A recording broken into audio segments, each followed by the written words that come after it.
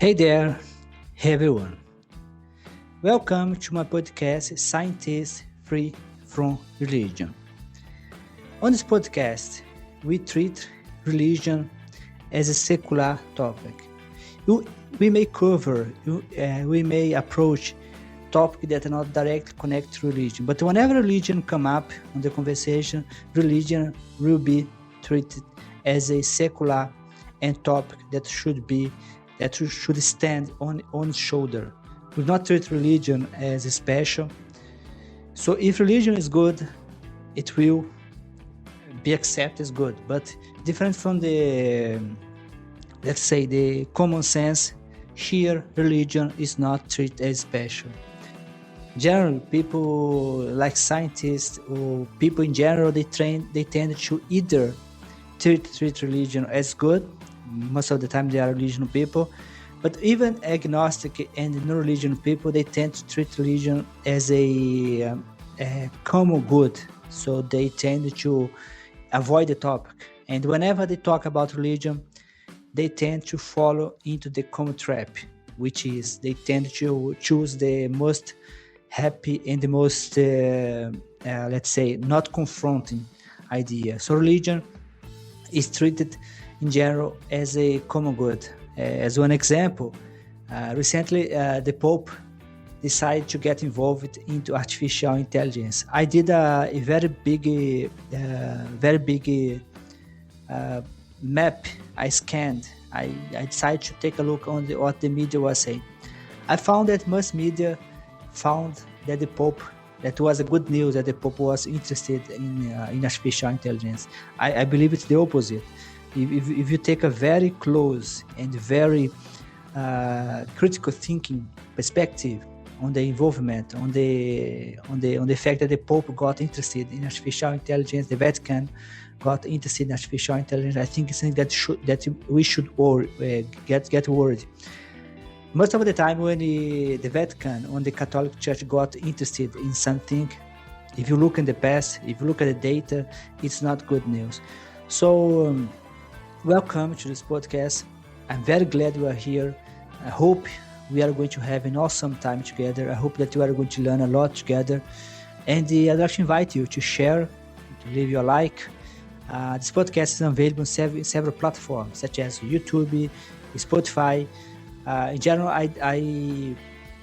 I make it available in as many platforms as I can, as it's available as I can do. So I hope we have an awesome time together. So I hope you learn a lot from this podcast.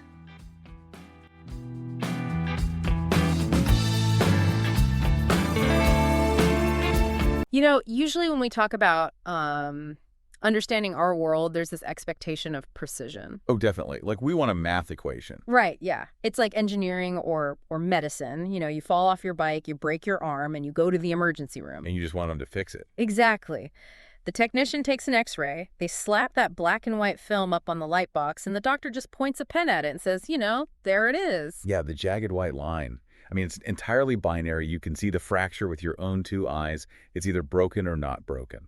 Exactly that. It's clean. And I mean, even when it hurts, it's comforting because we fundamentally like things to be visible. We really do. We like the world to be perfectly categorized. And we crave that exact same diagnostic visibility when it comes to the biggest questions of all. The existential stuff. Yeah, like where did we come from? Why are we here? Are we just meat or is there a soul? We want an X-ray of the universe that just points to the answer so we can stop wondering.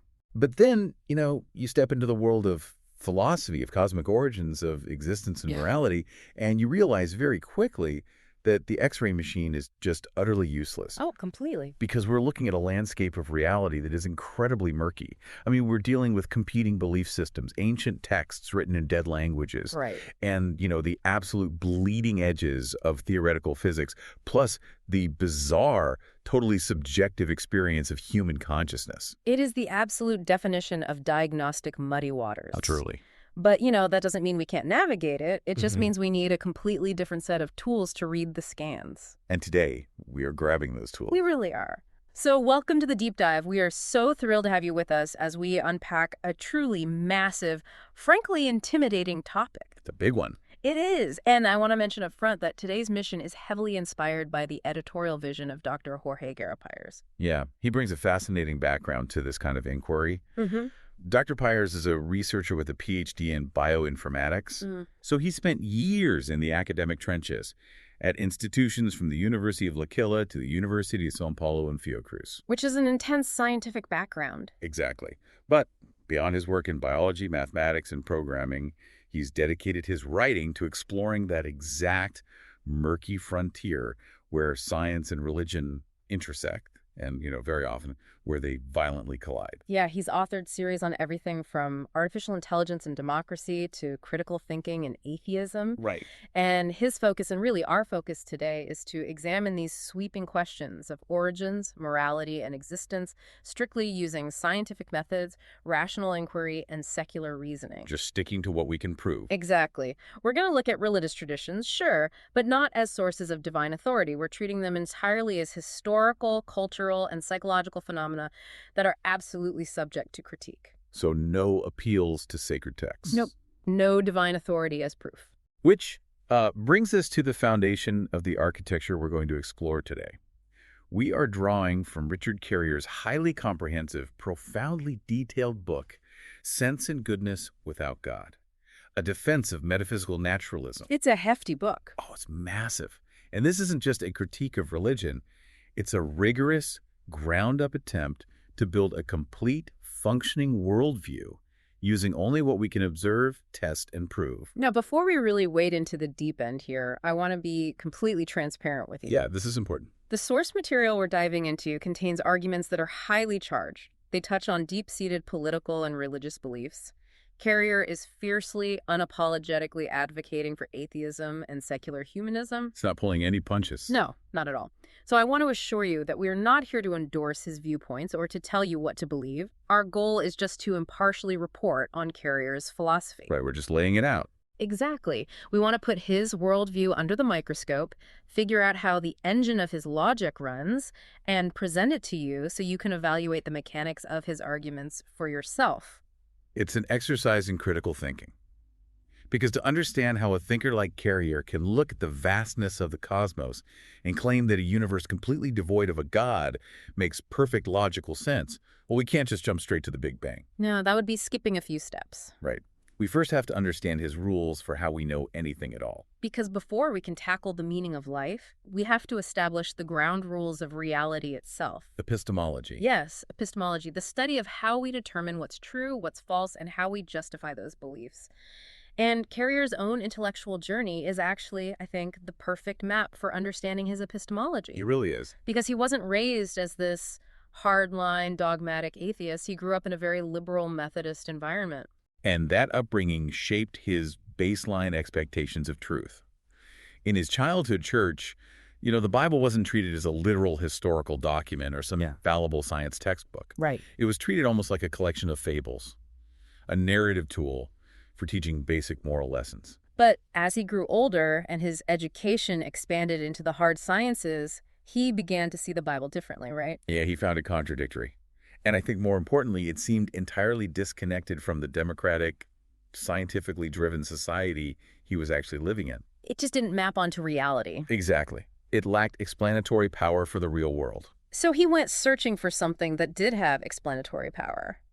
And he didn't run straight into Western materialist atheism. No, he didn't. He actually found his first real answers in philosophical Taoism. Like he stumbled across a translation of the Tao Te Ching in a bookstore, and it just resonated deeply with him. Which makes sense. It's very naturalistic. Yeah. He became a devout Taoist, embracing this simple naturalistic wisdom. And this led to a pivotal moment in his life because through his meditative practices, he started having profound, almost drug-like mystical experiences. Yeah, he describes one specific, incredibly vivid experience while he was serving in the Coast Guard. Oh, the story is wild. It is. He was out at sea, deeply sleep-deprived, standing on the deck of a ship far from land, just staring up at a massive, unobstructed starry sky. And in that moment, he felt his soul literally expand to the size of the universe. Yeah, he felt a profound, holistic, undeniable connection to the cosmos. Which, I mean, for the vast majority of human history, an experience of that magnitude would be considered undeniable proof of the supernatural. Oh, absolutely. It would be the ultimate, unbreakable anchor for religious faith. You felt the divine.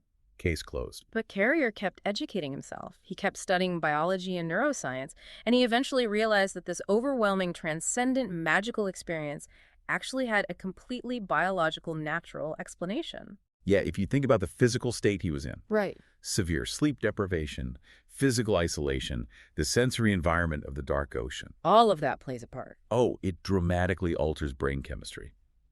The brain's parietal lobe, which helps us orient ourselves in physical space, figure out where our body ends and the world begins, it can essentially quiet down under those specific conditions. So he realized his physical mind was producing the sensation of cosmic expansion, not some supernatural force reaching down to touch him. Exactly.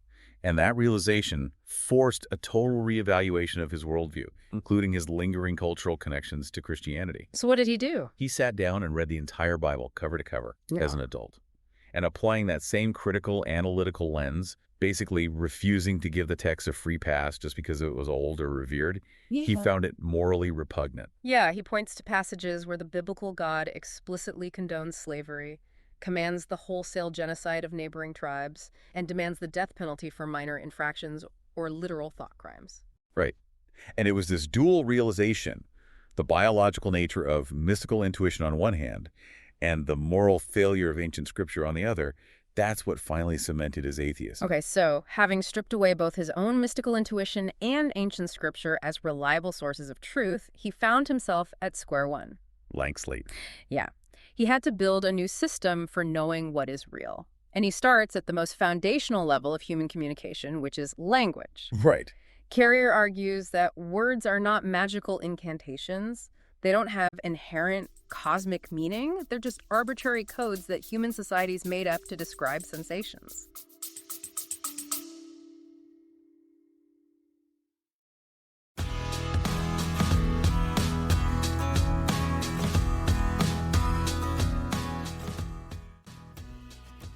Hey there, thanks for being around. We are going to make a small break. I'm going to share with you my books. I have several books.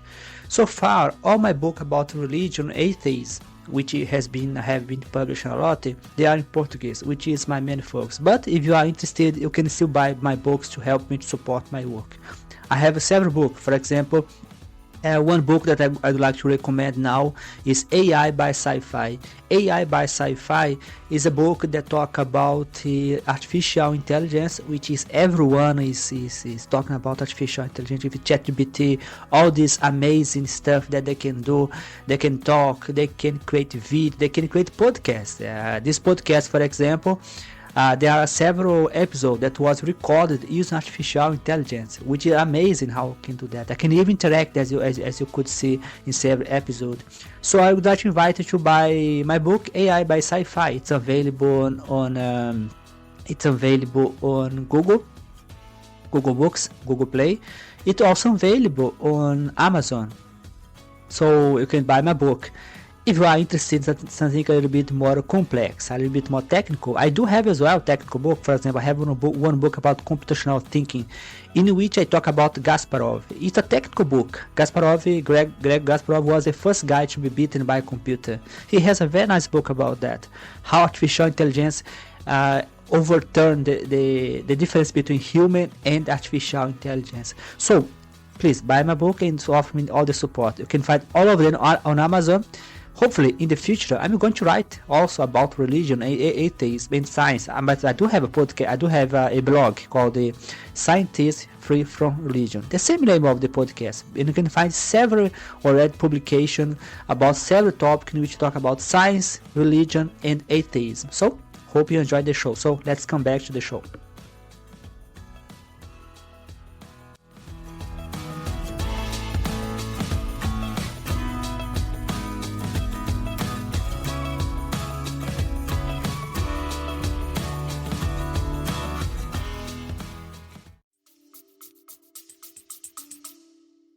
And he divides these sensations into two specific types, reducible and irreducible. Okay, that's a crucial distinction. Break that down for us. Sure. Think of the concept of the color green. You can't explain the subjective experience of the color green to someone who's been blind since birth by breaking it down into other concepts. Because they have no reference point. Exactly. You can talk about light wavelengths and photons all day, but they will never know what green looks like. Yeah. It's an irreducible sensation. You simply have to experience it through your own sensory apparatus to know it. Okay, and reducible. But the word cat is a reducible sensation. It's a complex pattern of other smaller sensations, Like what? like the feeling of soft fur, the shape of pointy ears, the visual of four legs, the auditory sound of meowing. You can combine these individual concepts to describe a cat to someone who has never seen one. So language is basically just a massive code book for shared human experiences. We agree on the codes so we can talk to each other. Right. But how does that tell us what is actually true in the world? Well, this leads us to Carrier's core principle, and it's a heavy one to digest. He says a statement only has meaning if it makes predictions about experiences. Predictions about experiences. Yeah.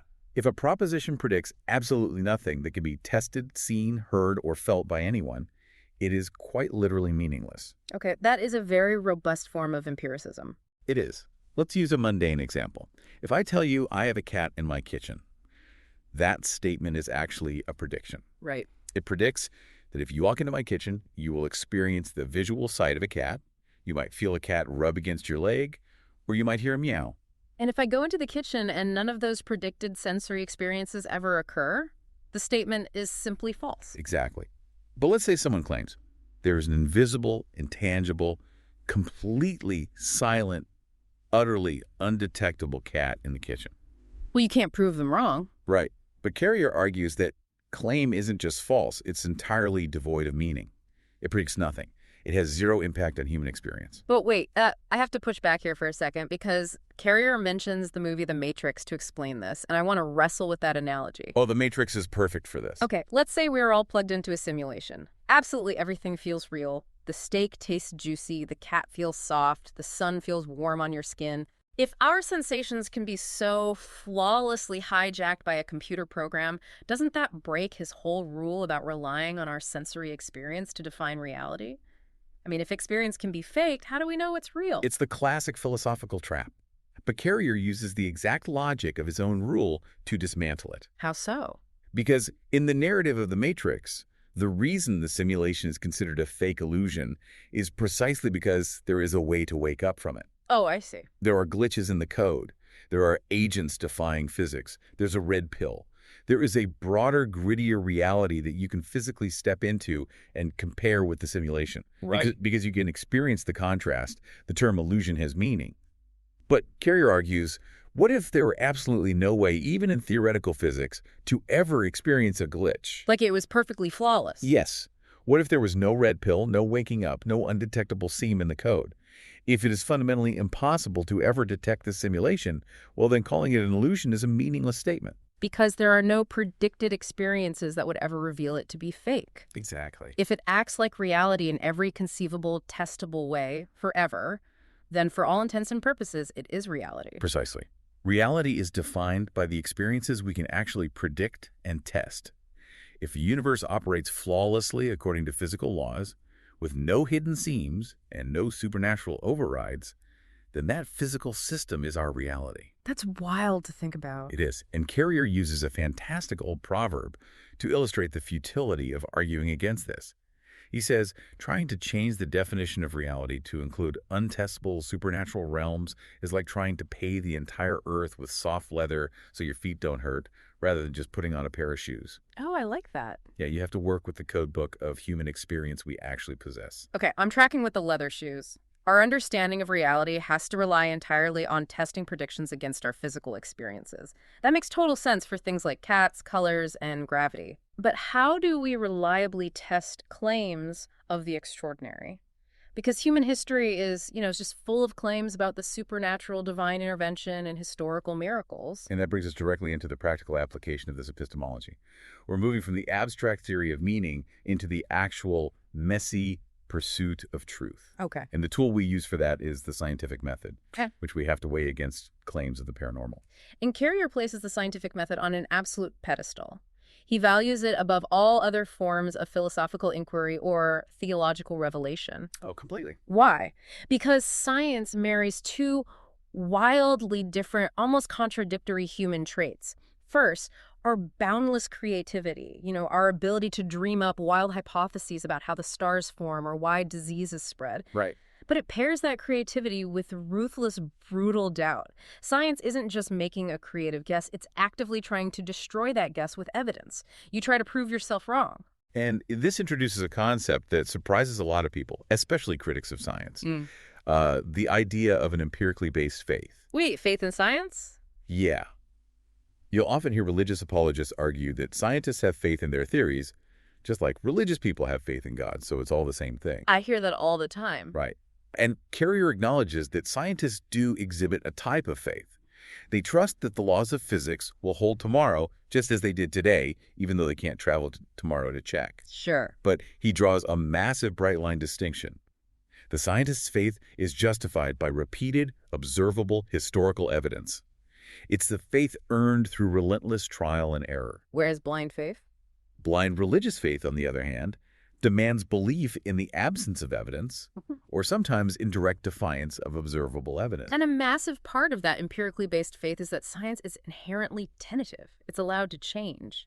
A lot of people see scientists updating their guidelines, say, changing their minds about whether dietary fat is good or bad, or updating the behavior of subatomic particles, and they think, see, they don't know anything. They keep changing the story. Right. They see it as a weakness. Yeah.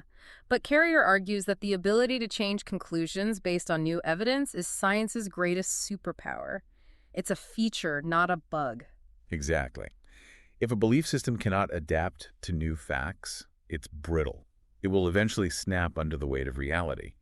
Science survives and thrives because it is a mechanism for constantly refining its proximity to the truth.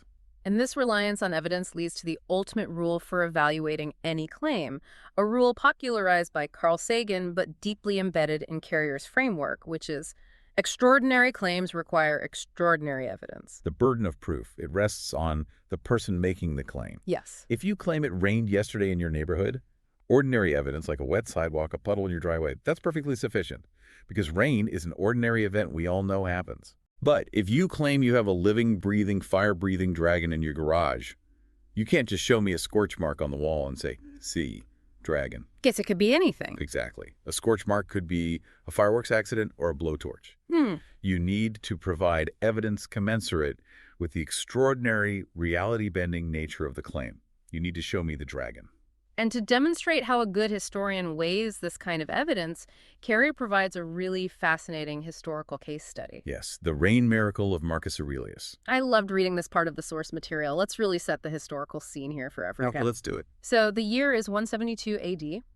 The Roman Emperor Marcus Aurelius, the famous Stoic philosopher, he's fighting the Marcomannic Wars near the Danube River.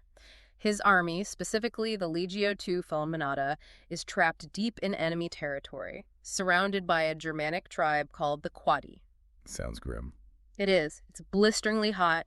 The Romans are cut off from water. The soldiers are dying of thirst. The horses are collapsing. They are on the verge of total annihilation. And suddenly, seemingly out of nowhere, a massive violent thunderstorm rolls in.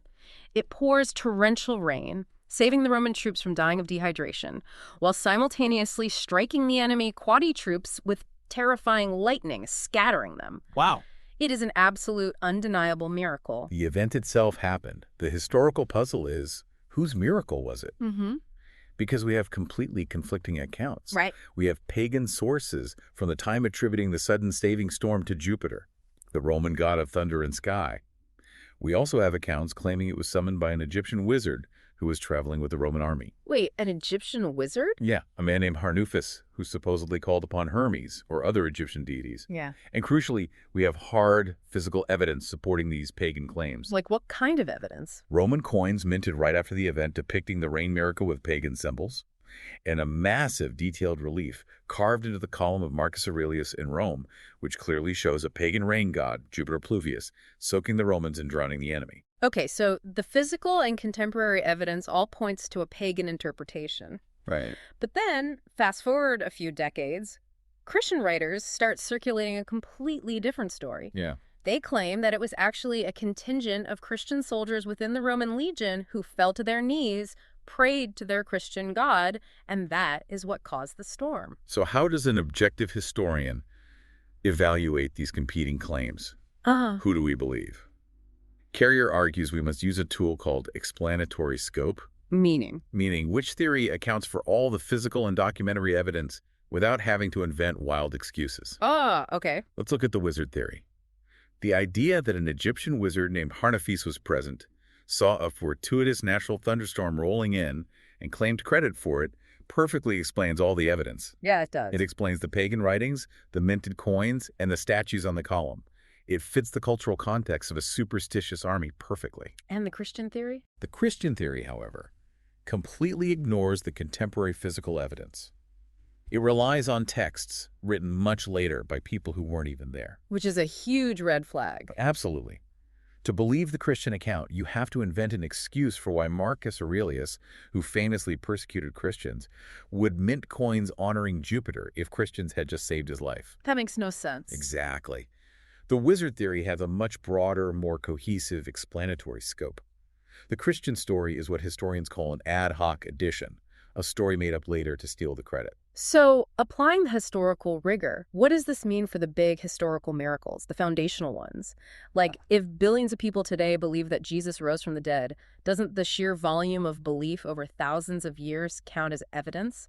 Doesn't the impact of the event prove it happened?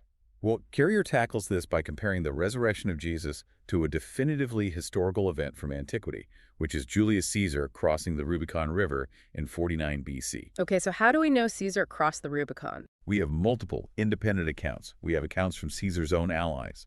We have accounts from neutral observers. And most importantly, we have accounts from his bitter, mortal enemies, like Cicero. Right. Cicero hated Caesar, but he wrote down that Caesar crossed the river. The event is widely attested by contemporary cross-check sources with no reason to lie for each other. But when we look for that same standard of evidence for the resurrection... For the physical resurrection of Jesus, Carrier points out glaring absence. We have zero non-biased contemporary accounts. We have no Roman bureaucratic records of an empty tomb. We have no hostile Jewish records from that specific week complaining about a resurrected man walking the streets of Jerusalem. Which you'd think someone would mention. Right. If a man actually conquered death and walked around a major city, you would expect his enemies to write about it, even if just to call it a trick. But we have nothing. Wow. We only have the writings of highly devoted, deeply invested followers written decades after the fact, in a different language, in a different country. That's a stark contrast. It is. Furthermore, Carrier notes that claims of miracles, resurrections, faith healings, magic, divine interventions were wildly common in antiquity. The ancient world was incredibly credulous, and religious fraud was rampant. So it wasn't a unique claim back then. Not at all. But notice a trend. As literacy, education, the printing press, and scientific understanding spread over the subsequent centuries, the frequency of these recorded, undeniable miracles absolutely plummeted. It's the idea that miracles only seem to happen in the dark. They happen in the distant past or out of focus or to a friend of a friend. Exactly. But once you shine the harsh, unforgiving light of scientific and historical skepticism on the universe, the supernatural always seems to retreat into the shadows. Always. So if we apply this incredibly rigorous standard, demanding extraordinary evidence and explanatory scope to the ultimate domain of religion, the origin of the universe itself, what does the beginning of everything actually look like without a creator? Well, we have to shift gears here. We are entering the realm of cosmology, moving from human history to the macrocosmos. Let's do it. The standard scientific consensus is the Big Bang model, the idea that our universe began roughly 13.8 billion years ago as an unimaginably hot, infinitely dense kernel of energy that inflated rapidly. But Carrier wants to know what caused that kernel. Where did the Big Bang come from? Right, and he looks to multiverse theories. Specifically, he highlights Lee Smollen's cosmological natural selection theory and chaotic inflation theory. Okay, the multiverse. Whenever I hear that, my brain immediately goes to comic books and science fiction movies. Marvel has definitely taken it over. Yeah, but Carrier grounds this firmly in theoretical physics. Let's talk about Smollen's idea because it's wild, but it makes an incredible kind of logical sense. It's brilliant. It's essentially the idea that universes reproduce. Smolin suggests that inside the singularity of every black hole, the intense compression of matter and energy causes a new universe to be born on the other side, so to speak. And crucially, the physical laws of that new universe are slightly mutated from its parent universe. And that mutation is the key, Hmm. because it introduces natural selection on a cosmic scale. How so? Think about it.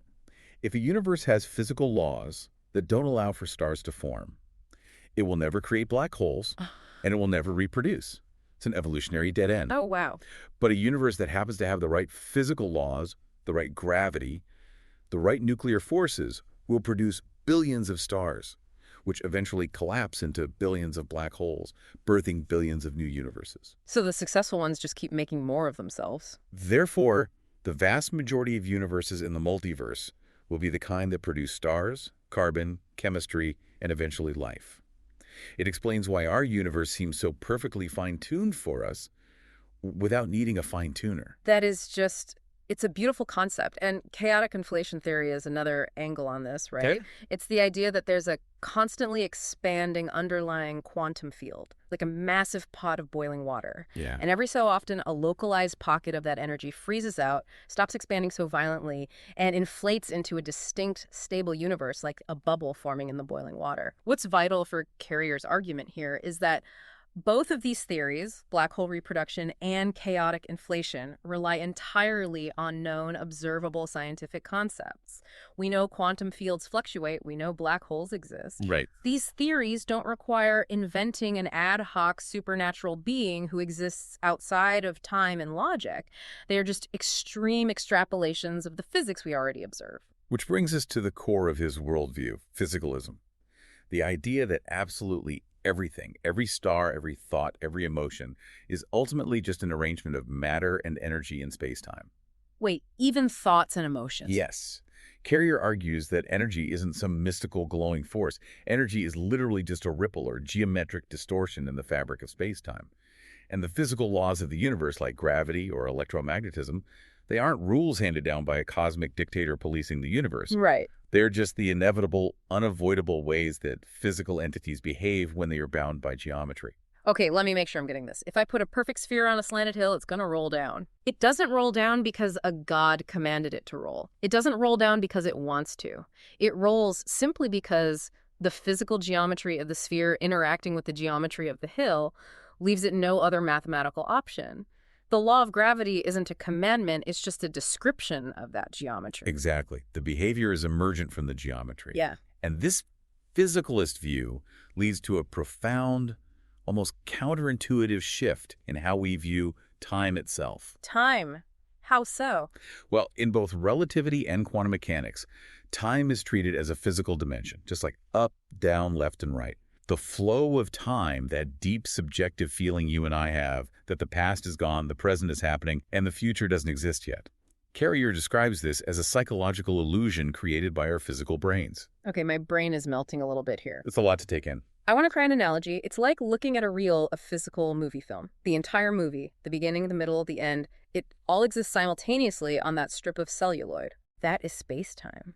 But our consciousness is just the light bulb of the projector, illuminating one single frame at a time, moving sequentially down the strip. That is a brilliant way to visualize it. Yeah.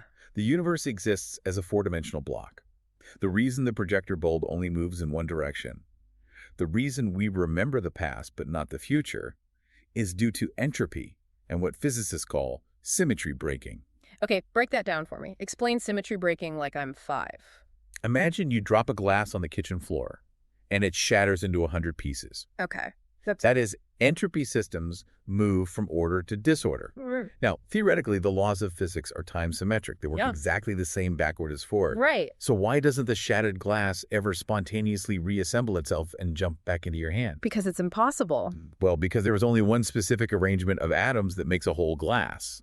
But there are trillions of different arrangements that make a shattered glass. Statistically, it is infinitely more probable for things to break down than to build up. Oh, I see. Our brains can only record memories by creating physical structure, chemical bonds in our neurons. That recording process creates entropy. Therefore, our subjective experience of time passing is just our brains experiencing the accumulation of information in one direction. Wow. The future only feels distinct from the past because information piles up. It is entirely mechanical. Okay, I am buying the physics, and the movie reel analogy helps. But I have to play devil's advocate here, because this is where the human intuition rebels. Up for it. If the universe is so incredibly complex, if planetary orbits are so precise that we can predict an eclipse 1,000 years from now, if the conditions for life are so perfectly dialed in, doesn't that inherently imply a designer? The classic watchmaker argument. Exactly. If I'm walking on a beach and I find a pocket watch in the sand, I don't assume the wind and the waves randomly assembled the gears over millions of years. I assume there's a watchmaker. Doesn't the intricate machinery of the universe look exactly like a watch? It's arguably the most powerful human intuition there is. But Carrier synthesizes a potent counter-argument by looking at the history of science. What does the history show? He points out that the ancient Greeks looked at the planets in the night sky. They charted their movements and saw that their orbits were so mathematically perfect, so elegant and predictable, that they concluded it must be the literal handiwork of the gods. The perfection was proof of the divine. Makes sense for the time. But then Isaac Newton came along, centuries later, and proved it was just gravity operating on mass. The complexity and perfection was just an emergent property of incredibly simple, mindless physical laws. Carrier argues that historically, the God hypothesis is just a placeholder for human ignorance. Ah, the God of the gaps. Exactly. Whenever we encounter a complex natural system we don't yet understand, we say God did it. But as a scientific theory, Carrier says God did it completely lacks that explanatory scarb we talked about earlier with the rain miracle. Precisely. Let's take the watchmaker argument seriously. If God is an omnipotent, perfect architect, why did he use such a convoluted, incredibly slow, ridiculously messy process to create us? That's a good point. Why use billions of years of random cosmic radiation, stellar life cycles exploding and dying, and microscopic quarks just to eventually make human beings? A watchmaker designs a watch efficiently. He puts the gears exactly where they need to go. You don't just throw parts around. Right. You didn't throw a bunch of metal in a blender for 10 billion years hoping a watch falls out. When we actually look at the universe, it doesn't look like an efficiently designed watch. It looks exactly like the messy, chaotic, trial and error result of unguided physical forces acting over immense stretches of time. Okay. So if the universe is just geometry and physics, if it's just a blind machine with no grand architect, that brings us to a very uncomfortable question. I think I know where you're going. Does that mean you and I are just biological machines? Are we just meat computers? Yeah. If absolutely everything is physical, what happens to the concept of the soul? This brings us down from the macrocosmos to the microcosmos, the intimate machinery of the human mind. Carrier argues for strict mind-body physicalism. Meaning? The mind is not a ghostly passenger riding around inside the physical vehicle of the skull.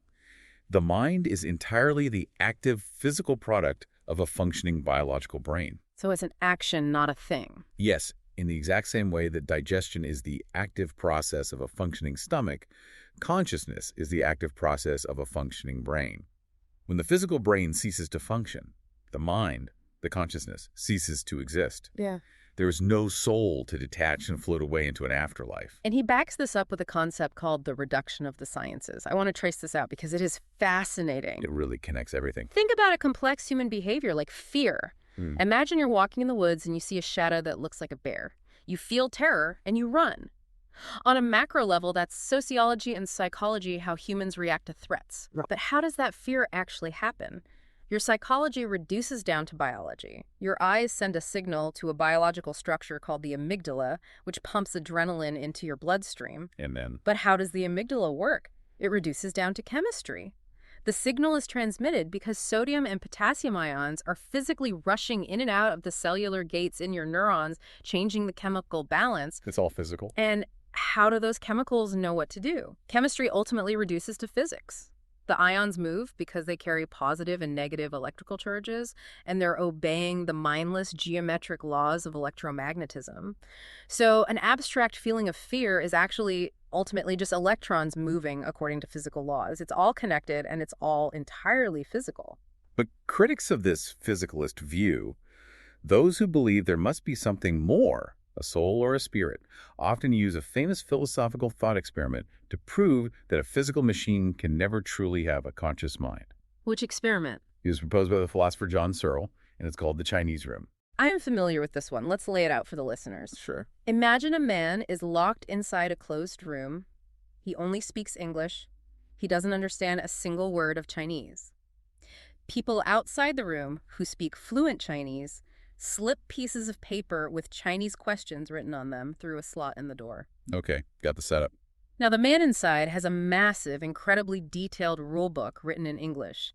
The book doesn't tell him what the words mean. It just gives him algorithmic instructions. It says, if you see a paper with this specific squiggly line on it, copy down this other squiggly line from page 400 and pass it back out. Right, so to the native Chinese speakers outside the room, they're passing in complex questions, and they're getting back fluent, brilliant, perfectly coherent answers in Chinese. They think he understands them perfectly. They assume that whoever or whatever is inside the room completely understands them. But the man inside understands absolutely nothing. He's completely blind to the meaning. He is just mindlessly following a physical algorithm. Exactly. Searle's argument is that a computer or a purely physical biological brain is exactly like that man in the room. It processes symbols, it fires chemicals, it moves electrons, but it has no inner understanding. It has no actual consciousness. And when I first heard the Chinese room argument, part of me completely agreed with Searle. My smartphone can translate Spanish to English right now, but I know my phone doesn't feel anything about the poem it's translating. It's just math. So if my brain is just a more complex computer, where does the feeling come from? It's a highly intuitive, compelling image. But Carrier provides a devastating rebuttal, often known in philosophy as the systems reply. How does he reply? He argues that the thought experiment relies on a severe lack of imagination regarding what that rulebook would actually have to be to truly simulate human conversation over a long period. Okay, what do you mean? To convince a native speaker outside the room that they were talking to a human, the rulebook couldn't just be a static list of canned responses. It would have to be able to remember previous parts of the conversation. Oh, true. It would have to adapt to new information, change its opinions, crack jokes, and generate spontaneous, creative responses. Yeah. The architecture of that room would have to be monumentally complex. And Carrier's ultimate point, and this completely changed how I view the thought experiment, is that we keep falling into the trap of looking for the man inside the brain. Yes, the homunculus. Exactly. We keep looking for a central observer, a soul, a little homunculus, sitting in a theater in our heads watching the screens of our eyes. But there is no core observer. The physical system itself is the presentation. The whole thing together. In the thought experiment, the man passing the notes is just the CPU. He is just one tiny part. But the entire room, the man, the vast memory systems, the incredibly complex, adaptable, self-updating rulebook, that entire integrated system would absolutely understand Chinese. You are not the man in the room. You are the room. That's a perfect way to summarize it. I am the room. Okay, I'm with you on the system. I am the room. But I still have a massive hurdle here. What's the hurdle? If I am just a biological machine, a highly complex room full of chemical rulebooks, how does a machine experience the subjective, undeniable feeling of being alive? How does my biological brain actually experience the redness of a red apple? Philosophers call that subjective internal feeling qualia. And Carrier is unapologetic here. The redness of red doesn't exist out in the universe. Out in the universe, there are only photons oscillating at different frequencies. Right. The redness is simply how the brain's internal software computes and presents the frequency of photons hitting the retina. It feels magical to us, but it is entirely mechanical. And Carrier emphasizes that this biological explanation of consciousness explains the medical evidence far, far better than the soul hypothesis ever could. Walk me through that medical evidence. Think about traumatic brain injury. The most famous case in neurology is Phineas Gage. Oh, the railroad worker. Yes, in the 1800s, he was a railroad worker, a very polite, hard-working gentleman.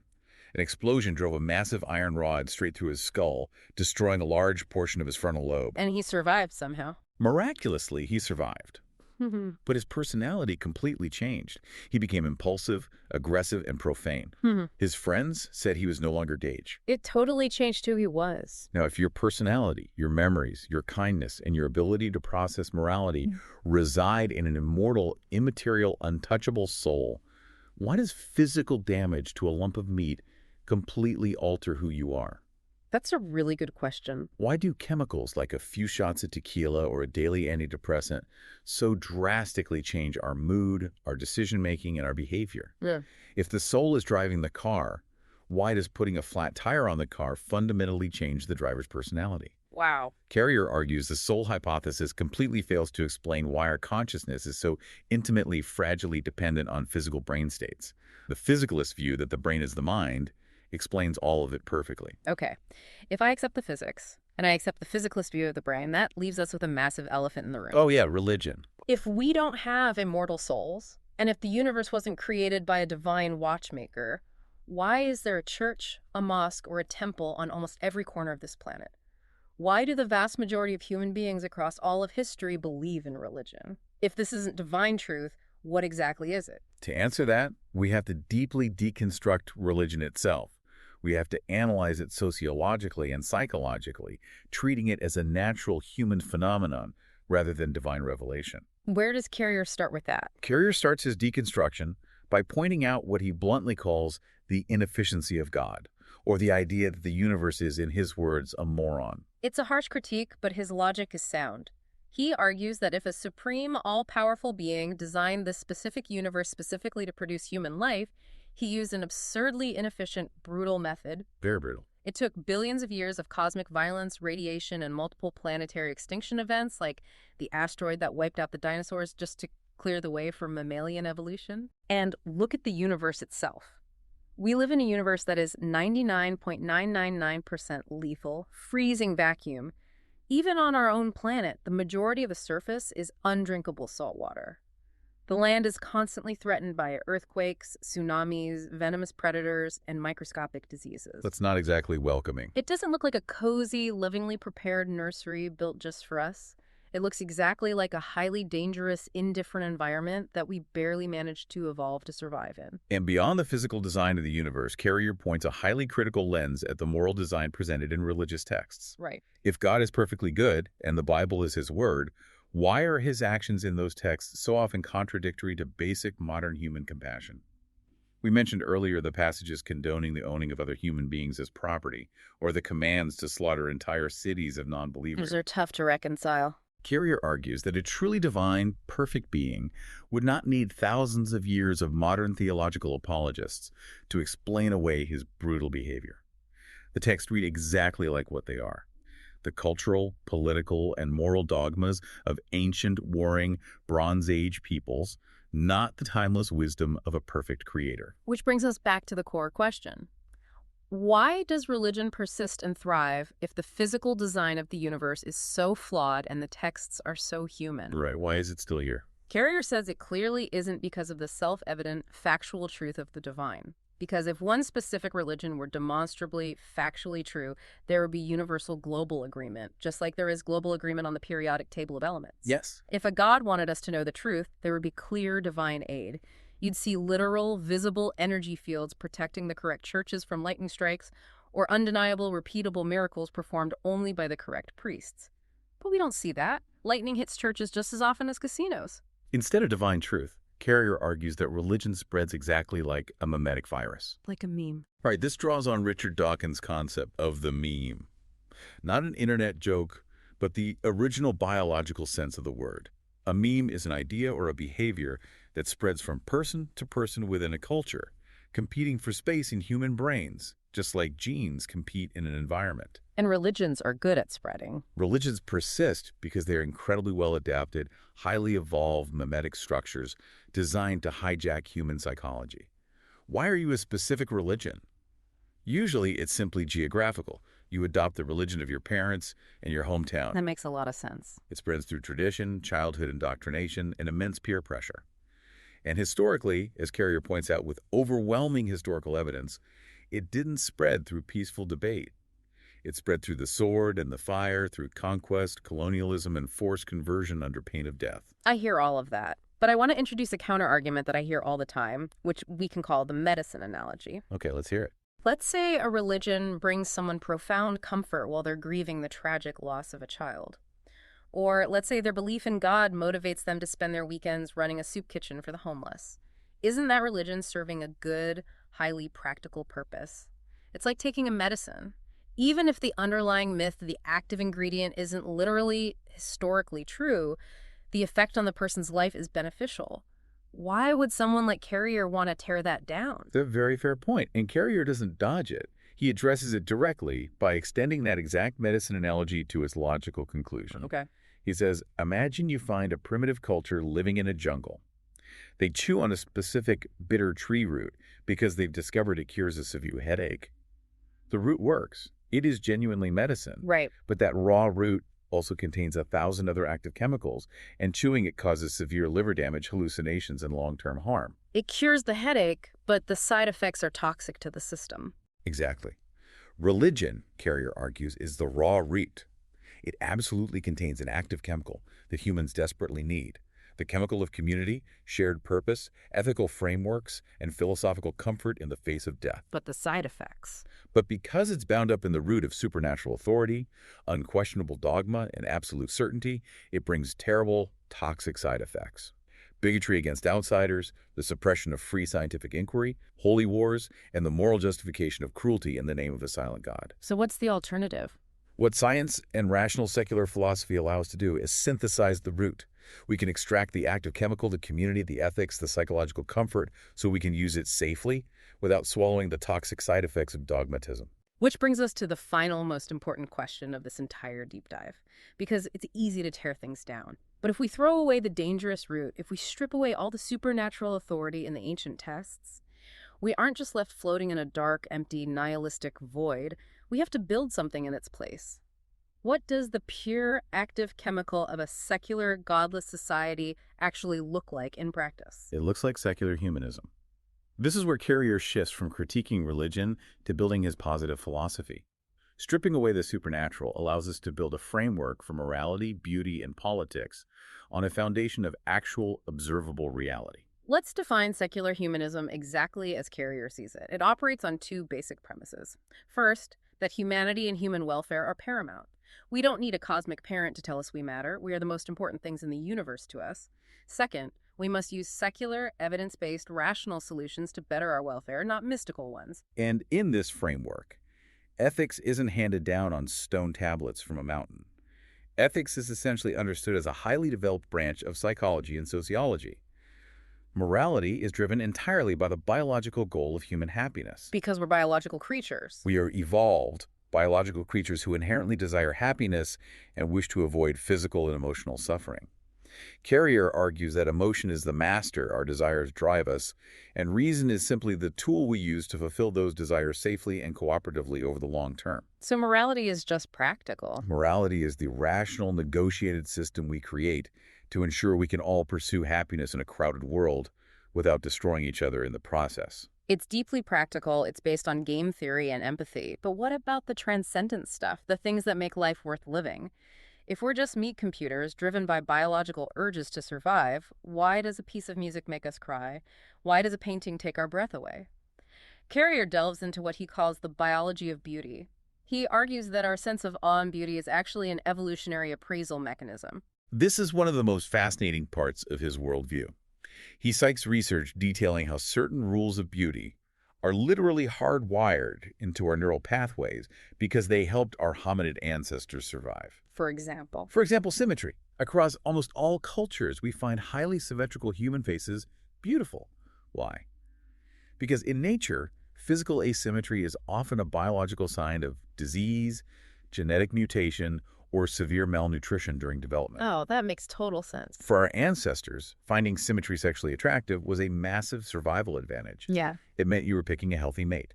He also talks about the peak shift effect. Yes, I want to unpack the peak shift effect because this explains so much about art. It comes from the ethologist Nico Tinbergen. He studied seagull chicks. When the chicks are hungry, they instinctively peck at a red spot on their mother's yellow beak, which tells her to regurgitate food. Tinbergen found that if you show the chicks a fake wooden beak with one red spot, they peck at it. But if you show them a wooden stick with 3 giant red spots, the chicks go absolutely crazy. They peck at it frantically, ignoring the real mother. Wow, just completely overstimulated. Their brains are wired to look for the red spot, so a super exaggerated version of it overstimulates their neural reward system. That is the peak shift effect. Carrier argues that human art does exactly this. A caricature of a face or a highly stylized painting exaggerates the specific features our brains are wired to care about. It hits our neural tripwires harder than reality does. So high art, literature, and soaring symphonies are essentially hijacking and playing with these ancient evolutionary tripwires. They educate us, they communicate complex emotional realities, and they massively enhance our appreciation of the physical world. But I have to ask the question that always comes up with scientific reductionism. The fun part. If I'm standing on a beach watching a breathtaking sunset, and I know that my feeling of awe is just an evolutionary trick to keep a hairless ape alive on a rock, doesn't knowing the science ruin the magic? It's a common fear, the idea that science unweaves the rainbow. But Carrier, channeling thinkers like Richard Feynman, provides a brilliant counterargument. Knowing the incredibly complex, detailed physiological mechanism of how digestion works doesn't make a delicious meal taste any less amazing when you eat it. That's a great point. Knowing the exact neural pathways of a physical climax doesn't stop us from intensely enjoying it. In fact, Carrier argues that understanding the deep, staggering science of the universe, knowing that the iron in our blood and the calcium in our bones was forged in the nuclear fires of dying stars billions of years ago, actually deepens our awe. It provides a truer, infinitely more profound reverence for the reality of nature than any ancient myth ever could. And that profound rational reverence extends to how we should govern ourselves in the real world. Carrier outlines a vision for what he calls natural politics. In a truly secular humanist society, public policy wouldn't be guided by ancient texts, clerical authority, or religious dogmas. It would be entirely guided by objective, peer-reviewed scientific research. The goal of politics becomes remarkably clear and measurable, maximizing human happiness and liberty while actively minimizing suffering. Right. If we want to reduce crime in a city, we don't debate sin, demonic influence, or moral failing. We look at the hard sociological data on poverty, education inequality, lead in the water, and rehabilitation. We use the scientific method to test social policies, and we scale the ones that actually work in the real world, abandoning the ones that fail, regardless of ideology. It's a vision of a society that is constantly self-correcting, constantly learning, using reason as its ultimate compass. Let's recap this incredible journey we've been on today. It's been a long one. We started by looking at how our very understanding of reality must be grounded in experiences we can actually test and predict, discarding untestable claims as meaningless. We saw how the scientific method, with its ruthless skepticism and demand for extraordinary evidence, systematically dismantles claims of historical miracles, like the rain miracle of Marcus Aurelius. We then ventured out into the cosmos, seeing how the origin of the universe can be explained through space-time geometry, physical laws, and multiverse theories like black hole reproduction, entirely without the need for a divine, inefficient architect. We brought that physicalist lens back down to the human mind, understanding human consciousness and qualia as the breathtaking, complex products of biological machinery, not an immaterial soul. We analyze religion sociologically as a mimetic virus, a historical phenomenon that provided the active chemical of community, but carries the highly dangerous, toxic side effects of dogma. And finally, we explored how abandoning the supernatural allows us to fully embrace secular humanism, finding deep meaning, negotiating natural morality, and experiencing profound beauty in the physical reality we actually inhabit. The ultimate relevance of all this, why it matters to you listening right now, is empowerment. Understanding your own mind and your world through the lens of evidence isn't cold or robotic or depressing. Not at all. It deeply empowers you to seek genuine practical solutions to your real-world problems. It frees you from the guilt, fear, and manipulation of dogmas, allowing you to build a meaningful, ethical life based on truth. Which brings us to a final, provocative thought I want to leave you with. Let's look to the future. Imagine humanity actually achieves Carrier's ultimate vision of natural politics. Imagine a scientifically managed, spacefaring, post-scarcity society, a world where disease is cured by genetic engineering, hunger is eliminated, and physical suffering is practically a thing of the past through technology and rational governance. It sounds like the ultimate utopia. It is the goal of humanism. But think about the biology we just spent the last hour discussing. Our entire psychology, our sense of beauty, our capacity for moral outrage, our deep empathy, our drive to overcome struggle, all of it evolved strictly to help us survive in a brutal, dangerous, unpredictable world. So the deeply unsettling question becomes, what happens to the human psyche when there is absolutely nothing left to survive against? Exactly. If our internal biological architecture is built entirely for overcoming adversity, what happens to us in a perfect world? Will we lose our minds in the crushing boredom of utopia? Will we have to scientifically engineer entirely new ways to find meaning, or even artificially introduce struggle and danger back into our lives just to feel human? We started this deep dive looking for a clear, binary X-ray of reality. We wiped away the murky diagnostic waters of myth and magic, and we found a reality governed by physics, biology, and evolution. But as we look to the utopian future we are trying to build with those rational tools, it seems the deepest mysteries won't be found in the stars or in ancient texts. They will be found right back inside the incredibly complex, evolved physical machinery of our own minds. Something to chew on. Thanks for joining us on the deep dive.